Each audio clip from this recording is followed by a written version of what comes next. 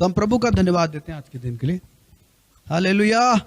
मुझे आपकी आवाज़ सुनाई नहीं दे रही, लेकिन आप अपनी आवाज़ को सुन सकते हैं अपने घरों में बैठकर, इसलिए मेरे साथ बोलिए हालेलुया हालेलुया।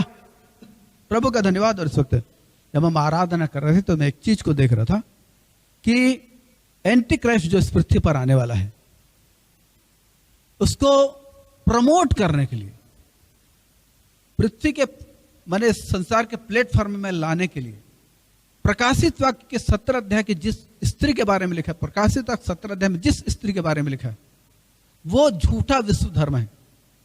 और वो इस वक्त मैं देख रहा था कि वो इस अंधकार की घड़ी में, जबकि सारे संसार में कोरोना वायरस के कारण एक प्रकार से अंधकार की स्थिति है, लोगों को सूझ नहीं रहा, समझ नहीं रहा है, ऐसी स्थिति में वो अपना वो प्लानिंग कर रही है, वो उभर कर आने के लिए एक झूठा विश्व धर्म इस पृथ्वी पर उठेगा जो सारे लोगों को एकमत करेगा एक विश्व धर्म बनने में, और इसके द्वारा वो एंटी क्राइस्ट को सपोर्ट करेगा।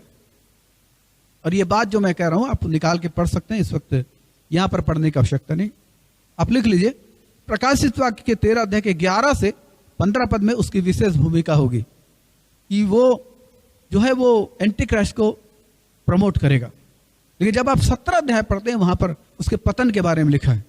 और जब मैं आराधना के वक्त अपनी आत्मा में इस चीज को देख रहा था कि वो करवट ले रही है, बड़े अंधकार का समय है, और ऐसे वक्त में बाइबल एक बात को कहती है यदि हो सके तो चुने हुए को भरमा दिया जाए।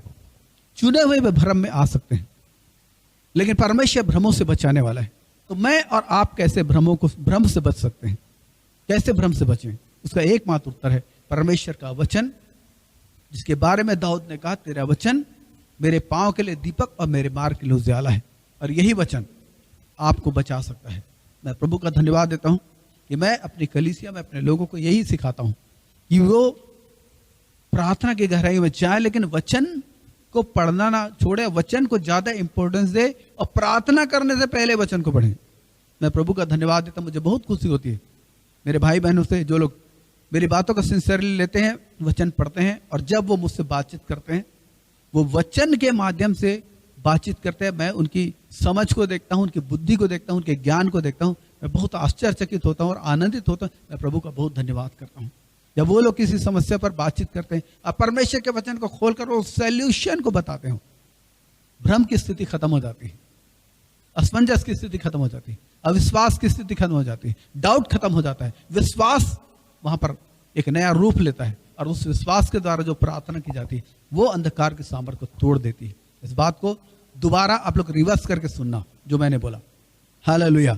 और बीते सप्ताह हम लोग इस बात को देख रहे थे, और आज मैंने इस चीज को भी देखा कि कलीसिया जो है, कलीसिया में जितने लोग प्रभु के साथ जागृत रहने वाले लोग हैं, जो आत्मा में जागृत रहते हैं, जिनका एकमात्र ध्येय यीशु मसीह है, उनके लिए खुशखबरी यह है कि प्रभु उन्हें और सामर्थ्य रीति से इस्तेमाल करने जा रहा है। पृथ्वी पर अंधकार गहरा होगा, लेकिन प्रभु के लोगों के लिए प्रकाश उतना ही ज्यादा पावरफुल होगा, उतना ही ज्यादा पावरफुल होगा। प्रभु उनके लिए मार्ग बनाएंगे। और मैं इस वक्त महसूस कर रहा हूं कि मिस्र की सेना जब लाल समंदर के किनारे इजराइल लोग खड़े थे, मिस्र की सेना उन पर हमला करने आई, और तब जो आग का खंभा था वो बीच में आ गया। उस आग के खंभे से मिस्रियों पर घोर अंधकार छाया हुआ था, लेकिन इस्राएलियों के लिए वहां पर उजियाला था, और वहां पर परमेश्वर ने मार्ग बनाया। लाल समुद्र में पानी में मार्ग, लाल समंदर वो दो भाग हो गया, इजरायली स्थल स्थल पार हो गए, और उसके बाद मिस्र की सारी सेना उस जल में डूब के मरी। ये परमेश्वर के लोगों के लिए सदा काल का ठहराया हुआ विजय है, जिसे यीशु मसीह ने सील्ड किया, पूरा किया, परफेक्ट किया, और ये मेरे और आपके लिए है। और इन अंधकार के दिनों में ये चीजें हैं। इसलिए मैं आपको सलाह देना चाहता हूँ, बाइबल से ज्यादा चिपकिए, टीवी से, सीरियल से, फिल्मों से, इनसे दूर रहिए। बहुत कम मानसिक मनोरंजन के लिए आप उनको यूज कर सकते हैं, लेकिन बाइबल से ज्यादा चिपकिए, बाइबल से ज्यादा चिपकिए, बाइबल को एज ए फ्रेंड बनाइए। क्योंकि ये वक्त एक चीज को और मैं अपनी आत्मा में देख रहा था कि अभिषेक गाढ़ा होगा। कैसे गाढ़ा होगा? तो यूहन्ना रचित सुसमाचार के 15 अध्याय में प्रभु यीशु मसीह ने पवित्र आत्मा के अभिषेक के बारे में बताया, और उन्होंने उसके 14 और 15 पद में बोला, 15 पद में उन्होंने बोला कि अब से मैं तुम्हें दास नहीं कहूंगा, मैं तुम्हें मित्र कहूंगा। और ये मित्रता का नियंत्रण इन दिनों में गहरा होने वाला है आपके जीवन में। यदि आप प्रभु को चाहते हैं, यदि आप सारे हृदय से प्रभु को चाहते हैं, ये मित्रता का निमंत्रण आपके जीवन में, ये अभिषेक गहरा होगा, और आप बड़े वचनों के बड़े प्रकाशन से भरे जाएंगे। आपको बोलना चाहता हूं कि जो सामर्थ हम चाहते हैं उसका भेद है प्रकाशन। जब प्रभु का आत्मा आपसे वचन को उठा के बात करता है, तब आप सामर्थ से भरे जाते हैं प्रकाशनों के द्वारा। इसलिए महत्वपूर्ण है कि आप बाइबल रीड करें, बाइबल स्टडी करें, बाइबल को अधिक से अधिक रीड करें, और ऐसा एक प्लान कीजिए कि बाइबल आपको कंठस्थ हो जाए। और कंठस्थ होने के लिए आपको डेली रीड करना जरूरी है। और जब डेली रीड करेंगे, बाइबल आपको याद होती जाएगी, और पवित्र आत्मा को सहजता होगी वहां से उठाकर आपको प्रकाशन देने के लिए। और उसके द्वारा आप बड़ी बुद्धि से, बड़ी सामर्थ्य से, बड़े ज्ञान से, बड़ी युक्ति से, बड़े पराक्रम से भरते जाएंगे, बड़े विश्वास से भरते जाएंगे। वो आपको पवित्र आत्मा वचन से जब बातचीत करेंगे, तो प्रभु का धन्यवाद हो लाना चाहता हूं, और वह प्रभु यीशु मसीह की मृत्यु और पुनरुत्थान के विषय में। और बीते समय सारी दुनिया में ईस्टर पर्व मनाया जा रहा था, और हम उसे पुनरुत्थान पर्व कहते हैं। और पुनरुत्थान पर्व मनाया जा रहा था, और लोग यीशु मसीह की जी उठने को याद कर रहे थे। और मैंने आपको वहां पर थोड़ा सा इस बात को बताया था कि यीशु मसीह की जो इस पृथ्वी पर जो मसीह लोग कहलाते, जो पारंपरिक रीति से जो मसीह हैं, उनके बारे में मैंने आपको बताया था कि ये गुड फ्राइडे मनाते हैं, फ्राइडे को, और उस दिन यीशु मसीह की मृत्यु को लोग स्मरण करते हैं। और संडे को वो लोग पुनरुत्थान पर्व मनाते हैं, जिस दिन सुबेरे वो लोग कब्रिस्तान जाते हैं। कब्रिस्तान जाकर अपने पूर्वजों के, जो उनके पूर्वज हैं, उनके कब्रों में लोग फूल वूल चढ़ाते हैं, अगरबत्ती और मोमबत्तियां जलाते हैं, और वहां पर वो लोग प्रार्थना करते हैं। लेकिन मैंने आपको बताया कि बाइबल में ऐसी कोई परंपरा नहीं है। लेकिन बाइबल में जब यीशु मसीह मुर्दों में से जी उठे, जब स्त्रियां कब्र पे आई, कब्र पर जब आई तो उन्होंने कब्र को खुला हुआ देखा, पत्थर लुढ़का था, वहां पर एक स्वर्गदूत बैठा था। आप इसे मत्ती उसके 28 के 1 पद से आप आगे पढ़ सकते हैं, मैं इसको यूं ही बता दे रहा हूं। जब कब्र पे आई और उन्होंने पत्थर को लुढ़का देखा, स्वर्गदूत ने उनसे कहा कि डरो मत, वो यहाँ नहीं है, लेकिन अपने वचन के अनुसार जी उठा, और जाकर उसके चेलों को बता कि वो तुमसे पहले गलील को जाएगा। और इसी विषय पर हम बात करते हैं कि गलील क्यों। तो गलील में यीशु मसीह ने चेलों को इसलिए बुलाया क्योंकि गलील जो है वो प्रभु यीशु मसीह के कार्य क्षेत्र था। तो यीशु मसीह ने जो काम आरंभ किया, उस काम को उन्होंने वहां पर चेलों को सौंपा। और जब मत्ती रचित सुसमाचार 28 अध्याय 16 से आप पढ़ेंगे तो वहां पर लिखा है कि प्रेरित जाकर यीशु मसीह से मिले। यीशु मसीह ने उनसे कहा कि स्वर्ग इस पृथ्वी का सारा अधिकार मुझको दिया गया है। और यहाँ पर प्रभु ने महान आदेश प्रेरितों को सौंपा कि तुम जाकर सारी जातियों के लोगों को चेला बनाओ। सो यीशु मसीह ने कलीसिया को महान आदेश सौंपा, और जब हम महान आदेश को पूरा करते हैं, लोगों को सुसमाचार सुनाते हैं, लोगों के लिए जब आप प्रार्थना करते हैं, लोगों की बीमारियां जाती रहती हैं, लोग दुष्टात्मा से छुटकारा पाते हैं, श्रापों से, असफलताओं से छुटकारा पाते हैं, तब आपको बहुत आनंद होता है, हमें बहुत आनंद होता है। ये आनंद ही हमारा त्योहार है। जब एक व्यक्ति को प्रभु में मिलाते हैं, वो आनंद, बाइबल कहती है लूका उसके 15 अध्याय के 7 और 10 पद में कि इस पृथ्वी पर जब एक पापी मन फिर आता तो स्वर्ग में परमेश्वर के सामने स्वर्गदूतों के बीच में आनंद होता है। यही हमारा भी त्योहार है, ये कलीसिया का त्योहार है, जब हम हर संडे मनाते हैं। या बाइबल 2 कुरिन्थियों के 2:14 के अनुसार हम रोज जय के उत्सव में चलते हैं। प्रभु के साथ चलने वाले लोग रोज जय के उत्सव में जाते हैं। हालेलुया, प्रभु का धन्यवाद। और यीशु मसीह की मृत्यु और पुनरुत्थान ये एक इतिहास का विषय नहीं है, लेकिन ये जो विषय है ये सर्वकालिक विषय है। मैं इसी बात को, सर्वकालिक विषय है। और हम इसे आप शीर्षक के रूप में लिख सकते हैं, प्रभु यीशु मसीह की मृत्यु और पुनरुत्थान। और हम आगे बढ़ेंगे, और पहला पॉइंट यहां पर है कि जो यीशु मसीह की मृत्यु और पुनरुत्थान है, मैं इसको बोल रहा हूं पॉइंट को, कि यीशु मसीह की मृत्यु और पुनरुत्थान परमेश्वर की ओर से नियुक्त की गई थी। यीशु मसीह की मृत्यु और पुनरुत्थान परमेश्वर की ओर से नियुक्त की गई थी। यह संयोगवश घटने वाली घटना नहीं थी, यह इंसिडेंटली घटने वाली घटना नहीं थी। लेकिन पहले से परमेश्वर ने इसे नियुक्त किया था। और प्रेरितों के काम की किताब को देखेंगे 2 अध्याय के 23 और 24 पद को हम लोग इस वक्त पढ़ेंगे। यहाँ पे लिखा, पूर्व ज्ञान के अनुसार पकड़वाया गया, तुमने अधर्मियों के हाथ से मार डाला, उसी को परमेश्वर ने मृत्यु के बंधनों से छुड़ाकर जिलाया। यह अनहोना था। हालेलुया, प्रभु का धन्यवाद। और यहां पर हम देखते हैं कि यीशु मसीह की जो मृत्यु और पुनरुत्थान था वो परमेश्वर की ओर से पहले से नियुक्त की गई थी। और यहां पर पतरस ने उसी भेद को खोला। और ये बात को जब हम देखते हैं यशायाह 53 अध्याय उसके 6 पद को जब आप देखते हैं तो यही चीज लिखी। 6 पद को देख लें, 6 से 10 आप लिख लें, लेकिन केवल 6 पद को देखेंगे। हाँ, लिखा, हम तो सब के सब भेड़ों के समान भटक गए थे, हम में से हर एक ने अपना अपना मार्ग लिया, और यहोवा ने हम सबों के अधर्म का बोझ उसी पर लाद दिया। लिखा है। तो पहले से परमेश्वर ने प्लानिंग किया था, यीशु मसीह इस पृथ्वी पर मनुष्य के रूप में अवतरित होंगे और मनुष्यों के पापों को उठाकर, हमारे पापों को लेकर हमारे लिए प्रायश्चित का बलिदान चढ़ाएंगे। ये पहले से नियुक्त था। हम दूसरे पॉइंट की ओर चलते हैं, और दूसरा पॉइंट ये है कि स्वयं प्रभु यीशु मसीह ने इसकी भविष्यवाणी की। दुनिया का सबसे पहला शख्स जिसने अपनी मृत्यु की ऑथेंटिक भविष्यवाणी की। मैंने कई गुरुओं को और क्या बोलना चाहिए उनको, ईश्वर कहलाने वाले लोगों के बारे में मैंने पढ़ा, उन्होंने मृत्यु की भविष्यवाणी की, लेकिन जो मृत्यु को उन्होंने भविष्यवाणी की तो सटीक नहीं थी। लेकिन यीशु मसीह की भविष्यवाणी कितनी सटीक थी, आइए हम जानते हैं। मत्ती रचित सुसमाचार 16 अध्याय और 21 पद को हम लोग पढ़ेंगे। और यीशु मसीह ने पहले से अपनी मौत की भविष्यवाणी की थी, कैसे उनकी डेथ होगी। मत्ती उसके 16 अध्याय 21वें पद को पढ़ेंगे। उस समय से यीशु अपने चेलों को बताने लगा कि अवश्य कि मैं यरूशलेम को जाऊं, पुरनियों, प्रधान याजकों, शास्त्रियों के हाथ से बहुत दुख उठाऊं और मार डाला जाऊं। प्रभु ने बोला, मैं तीसरे दिन जी उठूं। ये होगा, बोला प्रभु ने, और यही हुआ। उसके 17 अध्याय 21-22 पद में यही लिखा है, और 20 अध्याय के 18-19 पद में भी यही लिखा है। लूका 16 अध्याय के 13 पद में भी यही लिखा है। इसे नोट कर सकते हैं। मैं जल्दी आगे बढ़ रहा हूं।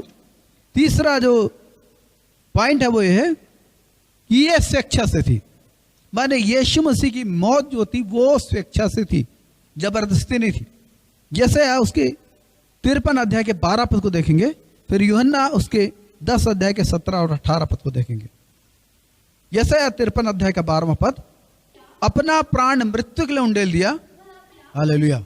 यहां पर हम इस चीज को देखते हैं कि उसने अपना प्राण मृत्यु के लिए उंडेल दिया। माने यीशु मसीह इस पृथ्वी पर मरने आए थे, अपने प्राण को उन्होंने स्वेच्छा से उंडेला हमारे पापों के बदले में, प्रायश्चित के बलिदान के लिए। और यूहन्ना रचित सुसमाचार उसके 10 अध्याय के 17 और 18 पद में यीशु मसीह ने इसी भविष्यवाणी के बारे में बोला। यूहन्ना उसका 10वां अध्याय 17 और 18 पद। प्रभु कहते हैं, मैं अपना प्राण देता हूं, इसे फिर ले लूंगा, कोई उसे मुझसे छीन नहीं सकता, मैं उसे आप ही देता हूं। मुझे उसके देने का भी अधिकार है, उसे फिर ले लेने का भी अधिकार है, बोल रहे प्रभु। हालेलुया। तो यहां पर हम देखते हैं कि यह स्वेच्छा से थी, ये जबरदस्ती नहीं थी। यह जबरदस्ती प्रभु को नहीं मारा गया, इंसिडेंटली एक्सीडेंटली नहीं मारा गया, लेकिन स्वेच्छा से थी। ये प्रभु की मृत्यु की महिमा है। मैं चाहता हूं कि आप इसे ज्यादा गहराई से जानें। यीशु मसीह इस पृथ्वी के और जितने ईश्वर प्रभु कहलाते हैं उनके समान नहीं है। यह सर्वशक्तिमान परमेश्वर है। यह सर्वशक्तिमान परमेश्वर जो देह धारण करके इस पृथ्वी पर आए ताकि हमारे लिए मृत्यु का स्वाद चखे, ताकि हमें पाप, मृत्यु और श्राप के बंधन से छुड़ाए और अपने समान अनंत जीवन का अधिकारी ठहराए। हालेलुया। और अगले पॉइंट में चलते हैं। ये पॉइंट है इस घटना के द्वारा, जो मृत्यु पुनरुत्थान की घटना के द्वारा, इस घटना परमेश्वर का अस्तित्व एवं उसकी योजना सिद्ध होती है। ये जो घटना है मृत्यु पुनरुत्थान की, इससे परमेश्वर का अस्तित्व सिद्ध होता है और उसकी योजना सिद्ध होती है, क्योंकि एक जिंदा परमेश्वर ने उसे मृतकों में से जिलाया। और हमने पढ़ा प्रेरितों काम उसके 2 अध्याय के 23 और 24 पद को, और हमने वहां पर पढ़ा कि यीशु मसीह की मृत्यु पहले से नियुक्त थी और परमेश्वर ने उसको मुर्दों में से जिलाया। और हम यहाँ पर प्रेरितों काम उसके 17 अध्याय के 30 और 31 पद को भी पढ़ लेंगे, जहां पर पौलुस ने अन्य जातियों के बीच में क्या प्रचार किया। मन फिराने की आज्ञा देता है क्योंकि उसने एक दिन ठहराया है, उस मनुष्य के द्वारा धर्म से जगत का न्याय करेगा, जिसे उसने ठहराया है, उसे मरे हुए में से जिलाकर, लिखा ये बात सब पर प्रमाणित कर दी है। तो हम देखते हैं कि यीशु मसीह की मृत्यु और पुनरुत्थान ये परमेश्वर की अस्तित्व और योजना को प्रकाशित करते हैं, प्रदर्शित करते हैं। कि जिंदा परमेश्वर ने यीशु मसीह को जिलाया। तो प्रभु का धन्यवाद। हम अगले पॉइंट की ओर आगे बढ़ते हैं और ये घटनाएं प्रभु यीशु मसीह के ईश्वरत्व को सिद्ध करती हैं। ये घटनाएं प्रभु यीशु मसीह के ईश्वरत्व को सिद्ध करती हैं कि वो प्रभु है। और रोमियो उसका 1:4 में क्या लिखा है, बाइबल इस बात की बयान करती है कि वो मौत उसे वश में नहीं रख सकता था, मृत्यु से वश में नहीं रख सकती थी। हमारे पापों की प्रायश्चित के लिए प्रभु मारे गए और मुर्दों में से जी उठे। और ये बात उनके ईश्वरत्व को सिद्ध करती है। अगर वो आदम के नस्ल से होते या आदम के देह से अगर होते, जैसे हम लोग आदम के देह से, वो कभी भी मुर्दों में से नहीं जी उठ सकते थे। तो परमेश्वर ने अपने पुत्र को जगत में शरीर में भेजा, देह में भेजा। वो आए, उन्होंने व्यवस्था को पूरा किया और श्रापों को लेकर हमारे बदले मारे गए। पूरा दंड उन्होंने चुकाया और तीसरे दिन मुर्दों में से जी उठे, ताकि हम श्रापों से मुक्त होकर इब्राहिम की आशीष में आनंद करें। इसके लिए प्रभु यीशु मसीह मारेगा। और ये चीजें प्रभु यीशु मसीह के ईश्वरत्व को सिद्ध करती हैं कि वो देह में ईश्वर भी था, मनुष्य भी था। वो सदैव ईश्वर था, बाइबल कहती है। वो देह में ईश्वर भी था, वो मनुष्य में था। इस विषय पर मैं और गहराई से मैं बाद में जरूर इस विषय पर एक नए स्टडी को लेकर आऊंगा। और अगले पद में हम चलते हैं और 6वां पॉइंट ये कहता है, ये पापों की क्षमा। हमारे ये घटनाएं जो घटी, मृत्यु पुनरुत्थान, ये हमारे पापों की क्षमा के लिए आवश्यक था। लूका उसके 24 अध्याय और 46 और 47 पद को देखें। लूका 24, 46, 47। ये यीशु मसीह जब मुर्दों में से जी उठे, क्लियोपास नाम का उससे चेला था और इतिहासकार कहते हैं कि उसके साथ उसकी पत्नी थी और ये दोनों इम्माउस के मार्ग में जा रहे थे और यीशु मसीह उनसे मिल गया आकर। और यीशु मसीह उनको पवित्र शास्त्र के बारे में समझा रहे हैं कि पवित्र शास्त्र में क्या लिखा है। फिर से पढ़ेंगे। उसने कहा, लिखा है मसीह दुख उठाएगा, तीसरे दिन मरे में से जी उठेगा, यरूशलेम से लेकर उसी के नाम से किया जाएगा। हालेलुया। तो यहां पर हम देखते हैं कि परमेश्वर के साथ हमारे मेल मिलाप के लिए और पापों के दंड से छूटकर अनंत जीवन पाने के लिए जरूरी था कि हमारे पाप जो है वो क्षमा हो। और पापों की क्षमा का जो प्रोग्राम प्रभु के पास था, परमेश्वर के पास, वो ये था कि एक व्यक्ति पापों के लिए मरे और वो व्यक्ति यीशु मसीह थे, जो हमारे हम सब के गुनाहों को अपने ऊपर लेकर क्रूस पर हमारे बदले मारे गए। और इस प्रकार से मारे गए, वो गाड़े गए और तीसरे दिन मुर्दों से जुटे। कोई पूछ सकता है कि इससे क्या होता है, तो मैं उसको बोलना चाहता हूं, जितने लोग प्रभु के पास आ रहे हैं उनसे पूछिए उनकी गवाहियां। ये बताएंगे कि उनकी जिंदगी कैसे बदली, क्योंकि उनके पाप क्षमा हुए। परमेश्वर ने यीशु मसीह में हमारे पाप क्षमा किए, हमारे अपराधों का दोष हम पर नहीं लगाया, लेकिन हमारे साथ उन्होंने मेल मिलाप किया और मेल मिलाप की सेवा हमें सौंपी है। इसीलिए हमारी जिंदगी बदलती है, इसीलिए हमारा स्वभाव बदलता है, इसीलिए हमारे चाल चलने में फर्क आता है, इसीलिए हम दुष्टता से धार्मिकता की ओर आगे बढ़ते हैं। ये चीजें हमारे जीवन में होती हैं। ये केवल और केवल इसलिए क्योंकि हमारे पाप क्षमा हुए। और आगे हम पढ़ते हैं और 7वें पॉइंट को हम देखते हैं कि हमें धार्मिकता प्रदान करने के लिए ये अनिवार्य था। बाइबल बताती है कि आदम के पाप के कारण हम पापी ठहरे और पापी होने की दशा में परमेश्वर का क्रोध हमारे जीवन में था और हम परमेश्वर के साथ बैर की दशा में थे। और बाइबल बताती है हम क्रोध की संतान थे और नाश होने के लिए थे। और ऐसी स्थिति में परमेश्वर की उपस्थिति, संगति और अनंत जीवन पाने के लिए हमें निर्दोष ठहराया जाना जरूरी था। हमें निर्दोष ठहराया जाना जरूरी था और ये काम यीशु मसीह ने किया। और मुझे एक बहुत पुरानी एक घटना याद आ रही है, मैं आपके साथ उसको बांटना चाहता हूँ। और मैं कई बार इसको सुसमाचार जब सुनाता हूँ तो प्रभु के प्रेम को, अद्भुत प्रेम को दिखाने के लिए मैं इसको जरूर बोलता हूँ। और हुआ यह कि बहुत पहले की बात है और एक शहर था, उसमें एक जज साहब थे और वो छोटा सा कस्बा था, जज साहब थे। और जज साहब एक दिन जब अब कोर्ट के लिए निकले तो हुआ यूं कि उनका एक 16, 17, 18 साल का एक लड़का था और वो लड़का, उस लड़के ने क्या किया, पापा के स्कूटर को निकाला और चलाने लगा। उसे चलाने नहीं आता था लेकिन निकाला, पापा नहीं थे, उसने निकाला, चलाने लगा और एक व्यक्ति का एक्सीडेंट हो गया। मैं इसको आपको समझा रहा हूं कि निर्दोषिता हमें कैसे मिली। उस व्यक्ति की, एक व्यक्ति का उन्होंने एक्सीडेंट कर दिया। पुलिस ने, जनता ने, पब्लिक ने उस लड़के को पकड़ा, पुलिस में दिया। पुलिस ने लड़के पर केस बनाया और उस कस्बे में केवल एक ही उनका पापा का ही कोर्ट था और वहां पर ले जाकर मुकदमे को पेश किया।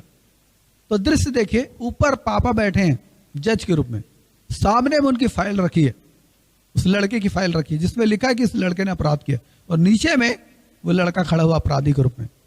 वो इस वक्त उनका बेटा है लेकिन इस वक्त वो अपराधी है, उसने अपराध किया है। और ये पापा हैं लेकिन इनको चूंकि सामने केस की फाइल रखी है जिसमें लिखा है इसने अपराध किया है, तो अपराध का उनको दंड देना होगा, क्योंकि ये धर्मी परमेश्वर है, ये न्यायी परमेश्वर है, ये पवित्र परमेश्वर है। सो इनको दंड देना होगा। मैं परमेश्वर से बोल रहा हूं कि हमें, हमारे लिए दंड नियुक्त था। तो पापा ऊपर बैठे हैं जज के रूप में, नीचे बेटा है अपराधी के रूप में, बीच में फाइल रखी है। सो इन्होंने उस बच्चे से पूछा, अपने बेटे से, वो अपराधी इस वक्त है ना, बेटा क्या तुमने फलाना गुनाह किया? उस बेटे ने जवाब दिया, हाँ मेरे हाथ से एक्सीडेंट हुआ। तो इस जज साहब ने उसके लिए सजा लिखी। इस बच्चे के ऊपर 10,000 रुपये जुर्माना किया जाता है, जो जैसा सजा था 10,000 रुपये जुर्माना किया जाता है। जुर्माना ना पटा सकने की स्थिति में इसको जेल भेजा जाएगा, ये लिखना पड़ा उनको, लिखा उन्होंने, ये लिखा। और बच्चा जुर्माना नहीं पटा सकता था, नहीं पटा सकता था, इसलिए उसे जेल जाना पड़ता। लेकिन इस फैसले को लिखने के बाद केस की फाइल को उस पिता ने, जज साहब ने नीचे अपने रीडर के पास भेजा। फिर वो मंच से उतर के नीचे आए और नीचे आकर अपनी जेब से 10,000 रुपये निकालकर उन्होंने वहां पर पेड कर दिया और अपने बच्चों को आज़ाद कर लिया, अपने बच्चे को उन्होंने छुड़ा लिया। बिल्कुल मैं इस घटना को बताने का मेरा ध्येय यह है कि मैं यीशु मसीह की मृत्यु को आपको समझाऊं, और बिल्कुल यही घटना परमेश्वर पिता के द्वारा हुई कि परमेश्वर पिता, त्रिएक परमेश्वर प्रभु यीशु मसीह जो त्रिएक परमेश्वर के एक व्यक्ति है, वो मनुष्य की देह धारण करके इस पृथ्वी पर आए और आकर उन्होंने हमारे पापों की सजा को उठाया, क्योंकि परमेश्वर मुझसे और आपसे बहुत प्यार करते हैं और वह नहीं चाहते कि मैं और आप नाश हो। इसीलिए उसने यीशु को भेजा कि वो हमारे लिए प्रायश्चित का बलिदान चढ़े। और दूसरा गुण थी उसके 5 के 21 को पढ़ेंगे, और फिर रोमियो 3 के 24 और 25, 23 से 25 को पढ़ेंगे। दूसरा गुण थी 5 के 21, जो पाप से अज्ञात था उसी को उसने हमारे लिए पाप ठहराया कि हम उसमें होकर परमेश्वर की धार्मिकता बन जाएं, और यीशु मसीह को ग्रहण करने वाले लोग वो धर्मी ठहराए जाते हैं। आइए हम देखें रोमियो उसका 3 अध्याय के 23 से 25 पद को देखें। इसलिए कि सबने पाप किया और परमेश्वर की महिमा से रहित है, उसके अनुग्रह से उस छुटकारे के द्वारा जो मसीह यीशु में है। बाइबल बता रही है मेरे और आपके बारे में कि उस छुटकारे से, उसके द्वारा जो मसीह यीशु में हम सेहत में धर्मी ठहरा जाते हैं, उससे परमेश्वर ने उसके लहू माने उसके बलिदान के कारण एक ऐसा प्रायश्चित ठहराया जो विश्वास करने से कार्यकारी होता है, जो पाप पहले किए गए। सो प्रभु का धन्यवाद इस वचन के लिए। और यहाँ पर हम देखते हैं परमेश्वर की महान अद्भुत प्रेम में योजना को देखते हैं कि परमेश्वर, हम पापी थे, हमें तो मालूम भी नहीं था कि हमारा परमेश्वर कौन है, हमें तो मालूम भी नहीं था कि हम पाप में, हमें तो मालूम भी नहीं था। हम तो ये सोचते थे जैसे हमने जिंदगी संसार में प्राप्त की शायद यही जिंदगी है, लेकिन यीशु मसीह ने आकर हमें जीना सिखाया, जीने का अर्थ सिखाया। और यीशु मसीह में हमने जाना कि हमारे पाप क्षमा हो सकते हैं, हमें अनंत जीवन मिल सकता है, हम मौत से पार हो सकते हैं, जीवन में प्रवेश कर सकते हैं। सो आइए अंतिम पॉइंट को हम देखेंगे, और इस पॉइंट को आप लिख सकते हैं, भविष्य की महिमामय आशा हमें प्रदान करने के लिए परमेश्वर ने यह सब किया। यीशु मसीह की मृत्यु पुनरुत्थान के बारे में, कि भविष्य की महिमा में आशा हमें प्रदान करने के लिए परमेश्वर ने यह घटना को अंजाम दिया। पहला कौन थी? इसके 15 अध्याय और 19 पद से हम लोग इस आगे पढ़ेंगे 26 पद तक। ये बात मैं बार बार आपसे कहता हूं कि हम लोग प्रभु के पास जब आए ना, तो किसी ना किसी जरूरत के कारण आए। बीमारी हो सकती है, कोई ना कोई आवश्यकता के अनुसार, लेकिन यहां आने के बाद हमने जो छुटकारा पाया, उसके बारे में बाइबल कहती है कि वो छुटकारा उद्धार की गवाही है। उद्धार की गवाही माने परमेश्वर उस छुटकारे के द्वारा बताना चाहते हैं कि वो सामर्थी, वो जिंदा है, उन्होंने बहुत कुछ किया है। और जब यीशु मसीह में हम आ रहे हैं, हमने इस चीज को जाना यहाँ पर कि यहाँ पर तो अनंत जीवन है, यहाँ पर तो सामर्थ है, यहाँ पर तो उद्धार है, बहुत सारी चीजें, बहुत सारी ब्लेसिंग को जाना। तो मैं आपको बोलना चाहता हूँ, ये जो यहाँ पर इस पैसेज को ध्यान करें और 19 पद को फिर से पढ़े, और लिखा है कि यदि हम केवल इसी जीवन में, इसी जीवन के लिए मसीह पर आशा रखें तो हम सबसे ज्यादा अभागे लोग हैं। वर्तमान में यही चीज हो रही है, और मैं आपसे बोलना चाहता हूं कि केवल इसी जीवन में मसीह पर आशा ना रखें, बल्कि जब आप प्रभु की उपस्थिति को, प्रभु के नियंत्रण को, प्रभु के जीवन को, प्रभु की संगति को आप अपने भीतर स्थापित करेंगे, आप प्रभु के साथ चलेंगे।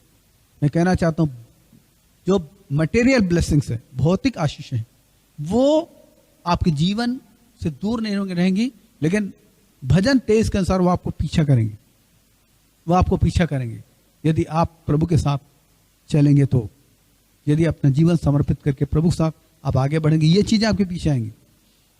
मेरे जीवन में सेवकाई 35 साल हो गई, और मैंने अपने जीवन में यही देखा, मैंने कभी भी मटेरियल ब्लेसिंग को नहीं मांगा, मैंने भौतिक आशीषों को नहीं मांगा, लेकिन परमेश्वर ने मुझको दिया। मैंने हमेशा आत्मिक आशीषों को मांगा, मैंने प्रभु की उपस्थिति को मांगा, प्रभु की संगति को मांगा, मैंने वचन के प्रकाशन को मांगा, मैंने वचन के भेदों को मांगा, मैंने प्रभु से बोला मैं बाइबल को याद करना चाहता हूँ, मैंने प्रभु से बोला मैं सामर्थ को चाहता हूँ, मैंने प्रभु से बोला मैं सुसमाचार सुनाना चाहता हूँ, मैं चाहता हूँ प्रभु जी मैं आत्माओं को बचाना चाहता हूँ, प्रभु जी मैं आपके साथ चलना चाहता हूँ, आपके लिए खड़े होना चाहता हूँ। ये मेरी प्रार्थना है, और आज भी ये मेरी प्रार्थना है। और आप इस बात को जानते हैं कि परमेश्वर ने मुझको मटेरियल ब्लेसिंग्स भी दी है, भौतिक आशीष भी प्रभु ने मुझको प्रचुरता से दी। प्रभु का धन्यवाद। लेकिन मैं आपको बोलना चाहता हूँ, अभी हमने पढ़ा यदि हम केवल इसी जीवन में मसीह पर आशा रखते हैं तो हम सबसे ज्यादा भागे हैं।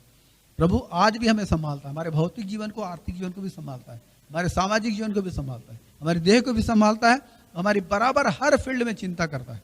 बिल्कुल आप प्रेयर कर सकते हैं अपने बिजनेस के लिए, मैं नहीं कह रहा हूं कि आप बिजनेस के लिए प्रेयर ना करें, आप प्रेयर कर सकते हैं अपनी चंगाई के लिए, बिल्कुल करना चाहिए, लेकिन सबसे महत्वपूर्ण चीज है कि आप प्रभु की उपस्थिति और संगति को ढूंढें। यीशु मसीह को केवल भौतिक आशीषों के पूर्तिकर्ता के रूप में मत देखिए, वो जीवन के करता है। बाइबल बताती है यूहन्ना रचित सुसमाचार के पहले अध्याय में कि उसमें जीवन था, वो मनुष्यों की ज्योति थी। माने यीशु के बगैर हम जीवन की कल्पना नहीं कर सकते। यीशु के बगैर जीवन नहीं, वही तो जीवन है, वही तो जीवन है, वही तो जीवन है। सो उस पर हम ध्यान करें। आगे पढ़ते हैं हम लोग 20 पद से। सचमुच मसीह मुर्दों में से जी उठा है, जो सो गए हैं, माने जो सो गए, माने जो लोग अपना दौर पूरा करके कब्र में चले गए, उनमें वो पहला फल हुआ। इस भेद को समझिए, बाइबल क्या कहती है, जब मनुष्य के द्वारा मृत्यु आई तो मनुष्य ही के द्वारा मरे हुओं का पुनरुत्थान भी आया। जैसे आदम में सब मरते हैं, वैसे ही मसीह में सब जिलाए जाएंगे, परंतु अपनी अपनी बारी से। पहला फल मसीह, फिर मसीह के आने पर उसके लोग, इसके बाद अंत होगा, राज्य को परमेश्वर पिता के हाथों में सौंप देगा। अवश्य सबसे अंतिम बैरी जो नष्ट किया जाएगा वो मृत्यु है। हालेलुया। अब इसको हम और आगे पढ़ते हैं और 47 से 49 को पढ़ें। लिखा, प्रथम मनुष्य धरती से मिट्टी का था, दूसरा मनुष्य स्वर्गीय है। जैसे वो मिट्टी का था वैसे वे भी हैं, मिट्टी के हैं। जैसा वो स्वर्गीय है जो स्वर्गीय है। अब से ध्यान दीजिए इस वचन पर। जैसे हमने उसका रूप धारण किया जो मिट्टी का था, वैसे ही हम उस स्वर्गीय रूप का रूप भी धारण करेंगे। और 51 पद से पढ़िए, चलिए 51 से। देखो मैं तुमसे भेद की बात कहता हूं, हम सब नहीं सोएंगे लेकिन सब बदल जाएंगे, ये क्षण भर में पलक मारते ही अंतिम तुरी फूंकते ही होगा, तुरी फूंकी जाएगी और मुर्दे अविनाशी दशा में उठाए जाएंगे, हम बदल जाएंगे। अवश्य है कि ये नाशमान देह अविनाश को पहन ले और ये मरणहार देह अमरता को पहन ले। और जब ये नाशमान अविनाश को पहन लेगा, मरणहार अमरता को पहन लेगा, तब वो वचन जो लिखा है पूरा हो जाएगा। जय ने मृत्यु को निकल लिया, हे मृत्यु तेरी जय कहाँ रही, हे मृत्यु तेरा डंक कहाँ रहा। बस हालेलुया। तो प्रभु का धन्यवाद इस स्टडी के लिए जो आपने आपके सामने लाया कि यीशु मसीह क्यों मरे और यीशु मसीह मुर्दों में से जिंदा हुए। प्रियो आज जितने लोग इस वक्त इस वचन को जिन्होंने सुना है, इस वक्त आपसे बोलना चाहता हूँ, जितने लोगों ने अब तक यीशु मसीह को अपने मुक्तिदाता में ग्रहण नहीं किया है, आज ही प्रभु के साथ प्रभु के सामने घुटना टेके। यदि आप पापों से छुटकारा पाकर मसीह के पुनरुत्थान में भागी होना चाहते हैं, क्योंकि परमेश्वर ने मनुष्य को मरने के लिए नहीं, सदा जिंदा रहने के लिए बनाया। प्रभु ने आदम के सामने इस चुनाव का रखा था, लेकिन दुर्भाग्यजनक स्थिति यह थी कि आदम ने मृत्यु को चुना, जीवन को छोड़ दिया। लेकिन यीशु मसीह के द्वारा दोबारा एक बार हमारे सामने ये ऑफर फिर आया है कि हम जीवन को चुने या मृत्यु को चुने। और यीशु मसीह जीवन का प्रभु है। जब आप यीशु मसीह को अपने मुक्तिदाता में ग्रहण करते हैं, तो आपके पापों को क्षमा करते हैं और आपका मेल मिलाप परमेश्वर के साथ कराते हैं। और जब आप निरंतर प्रभु के साथ चलते रहेंगे, एक दिन ऐसा आपकी जिंदगी में आएगा जब यीशु मसीह आकाश के बादलों पर आएंगे और मैं और आप बदल जाएंगे और आकाश के बादलों पर अविनाशी शरीर को पहनकर आकाश के बादलों पर उठा लिए जाएंगे और अनंत काल तक प्रभु के साथ रहेंगे। ये भविष्य की महिमा में आशा है। और इसीलिए प्रभु यीशु मसीह इस पृथ्वी पर आए, इसीलिए उन्होंने अपना प्राण दिया, इसीलिए उन्होंने अपना प्राण दिया। तो प्रभु का धन्यवाद हो। प्रभु आपको आशीष दे। मैं आपके साथ एक छोटी सी प्रार्थना करना चाहता हूँ। दयालु पिता, मैं आपको धन्यवाद देता, अपने सारे भाई बहनों को आपके लहू में समर्पित करता हूँ। प्रभु जी हर एक के जीवन को आप आशीष दें। आज की जो स्टडी प्रस्तुत कीजिए की प्रभु जी, इसके द्वारा मेरे पिता लोग आशीषित हों प्रभु जी, उनका विश्वास बढ़े प्रभु जी, उनका ज्ञान बढ़े प्रभु जी, आत्मा में और भी वो गहरे हों प्रभु जी, सामर्थ्य में और भी गहरे हो पिता। खुदा नए प्रकाश उन्हें मिले पिता, ताकि अंधकार भरे जगत में पिता प्रभु जी वो गहरे प्रकाश को प्राप्त करे मेरे परमेश्वर पिता, और भी मसीह में दृढ़ मजबूत बनते जाएं। जिन्होंने खुदा से वचन को सुना और अपने हृदय में इस बात की आवश्यकता को महसूस किया कि वह यीशु मसीह के को ग्रहण करें, सो आप दया करें कि वो लोग ऐसा करें प्रभु जी। अपने घुटने टेकर प्रभु से अपने गुनाहों की माफी मांगे, प्रभु को अपने मुक्तिदाता में ग्रहण करें प्रभु जी, और प्रभु के साथ जिए पिता। आप दया करें। हर एक भाई बहनों को, छोटे बच्चों को आशीष देते हैं। हमारे बीच में जो बीमार लोग हैं उन्हें हम आशीष देते हैं, और जितने भी भाई बहन हमारे बीच में है प्रभु जी, खुदा आसमानी इस वक्त प्रभु जी जितने लोग रोगी हैं पिता, मैं सबके लिए प्रार्थना करता पिता। मैं चाहता हूं कि आप जो मुझे सुन रहे हैं अपने रोग के स्थान में अपने हाथों को रखें, और इस वक्त प्रभु आपको छुएंगे पिता। मैं प्रार्थना करता अपने भाई बहन के साथ आकर अंधकार की शक्तियां, दुष्ट की ताकतें, रोग बीमारी की ताकतों को यीशु के नाम से बांध कर खदेड़ते हैं, क्योंकि आपका वचन कहता है अपने हर प्रकार की कमजोरी और हर प्रकार की बीमारी पर अपने बच्चों को अधिकार दिया। यीशु के नाम से खत्म हो पिता। पिता लोगों का दर्द खत्म हो पिता, लोगों के जीवन में आशीष उजियाला न पाए मेरे परमेश्वर। जितने लोग आत्मिक रीति से बंधन में पाए जाते हैं प्रभु जी, मेरे पिता आपकी उपस्थिति में जीना चाहते हैं, आत्मिक रीति बंधन में पाए जाते हैं, उनका मन, उनका मस्तिष्क, उनके हृदय विचार बंधन पे पाए जाते हैं, सारे बंधन टूट के खत्म हो प्रभु जी, सारे बंधन टूट के नष्ट हो पिता, सारे ब्लॉकेज खत्म हो प्रभु जी। और आपके लोग, आपके बच्चे पिता मेरे परमेश्वर आपके अनुग्रह को गहराई बहुतायत से जाने। सब बातों के लिए आपका धन्यवाद। सब कुछ आपके चरणों में समर्पित करते हैं। फिर प्रभु जी पूरे सप्ताह को आपके लोगों में समर्पित करते हैं। प्रार्थना करते हैं कोरोना वायरस की सामर्थ खत्म हो पिता, जल्द से जल्द प्रभु जी लॉकडाउन खत्म हो प्रभु जी। सरकारों की मदद कीजिए, डॉक्टरों की मदद कीजिए, पुलिस कर्मियों की मदद कीजिए पिता। सब बातों को संभालिए प्रभु जी मेरे परमेश्वर। हम जय पाए, हमारा देश जय पाए प्रभु जी, और फिर से पिता हमारा देश उन्नति करे, आर्थिक बातों में और आत्मिक बातों में उन्नति करे पिता। अंधकार खत्म हो प्रभु जी, लोग अपने उद्धार करता सृजनहार स्वामी प्रभु यीशु मसीह को जाने पिता जी। पिता बड़ी सामर्थ आपकी प्रकट हो पिता, बड़ी सामर्थ, जैसे आपने बोला बड़ी सामर्थ प्रकट हो। आपके बच्चों के हाथों से सामर्थ के बड़े बड़े काम हो प्रभु जी खुदावन, ताकि लोग जाने यीशु मसीह जिंदा प्रभु है और आपके चरणों में आए पिता। मैं प्रार्थना करता सब बातों में संभाले प्रभु जी। हम खुदा उसमें सब कुछ आपके चरणों में समर्पित करते हैं प्रभु जी। सारी बातों में महिमा आदर आपको देते यीशु मसीह के मीठे नाम से मांगते हैं, आमीन। और आपसे निवेदन है कि जहां पर भी है आप गीत गाइए और अपनी भेंट को इकट्ठा कीजिए, प्रार्थना कीजिए और अंत कीजिए। और इस वक्त हम आशीष वचन की प्रार्थना करेंगे। आइए प्रार्थना करेंगे, सभा समाप्त हो गई। अब हमारे परमेश्वर पिता का प्रेम, प्रेमी प्रभु यीशु मसीह का अनुग्रह पवित्र आत्मा की शांति और सौभाग्यता हमें से हर एक के साथ, हर एक हमारे विश्वासी भाई बहनों के साथ, उनके संपूर्ण घराने में, हमारे पूरे क्षेत्र में, पूरे प्रदेश देश में लोगों के छुटकारे के लिए, लोगों की चंगाई के लिए, लोग अपने सृजनहार को जाने, उद्धारकर्ता को जाने, उसे मुक्तिदाता में ग्रहण करें। इन सब बातों के लिए प्रभु यीशु मसीह के आकाश के बादलों के आगमन में सदा लो बनी रहे। आमीन, आमीन। प्रभु आप सबको आशीष दे।